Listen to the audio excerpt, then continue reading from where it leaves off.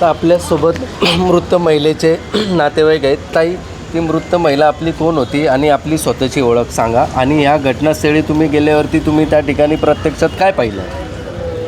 ती मृत महिला आहे, ती माझी बहीण आहे, मी तिची मोठी बहीण आहे. माझं नाव प्रीती शुभम दोरगे, मी यवतमध्ये राहते. मला फोन आला माझ्या भावाचा की नाही का ती घरी आलेली नाही आहे.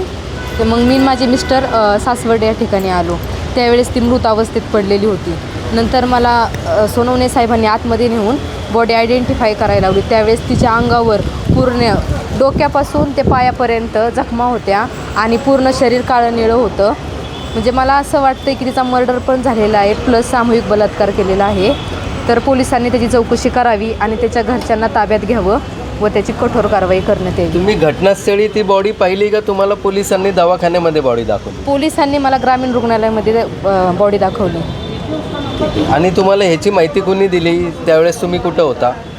मी त्यावेळेस माझ्या घरी होते. माझ्या भावाचा मला फोन आला की मला असं PI सोनवणे साहेबांचा फोन आला की तुमच्या बहिणीचा अपघात झालेला आहे आणि तिचं मुंडकं उडवले.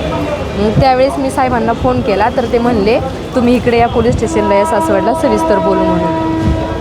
आता आपण जसं या नातेवाईकांनी आणि सामाजिक कार्यकर्ते यांनी दिलेल्या माहितीनुसार ज्या महिलेवरती जो मर्डर करण्यात आला आहे, तिचा खून करण्यात आलेला आहे, त्या संदर्भात यांनी सर्वांनी माहिती दिली आहे आणि पोलिसांनी त्यांच्यावरती गुन्हे दाखल केलेले आहेत. परंतु यांना एक संशय असा आहे की त्या महिलेवरती सामूहिक बलात्कार करून तिचा मर्डर करण्यात आलेला आहे. त्या संदर्भात डॉक्टरांकडून आलेल्या रिपोर्टनुसार पोलीस पुढे कारवाई करतील तसे वकील साहेबांनी माहिती दिलेली आहे. पोलिसांनी दिलेल्या माहितीनुसार वकील साहेब त्यामध्ये जर कधी बलात्काराचा सिद्ध झालं तर सासवड पोलीस त्या पद्धतीने गुन्हे ॲड करणार आहेत का? त्यांना करावंच लागेल. त्यासाठी आम्ही देखील इथं हे जे ससून हॉस्पिटल आहे PM चा अभिप्राय घेण्यासाठी थांबलेलो आहे.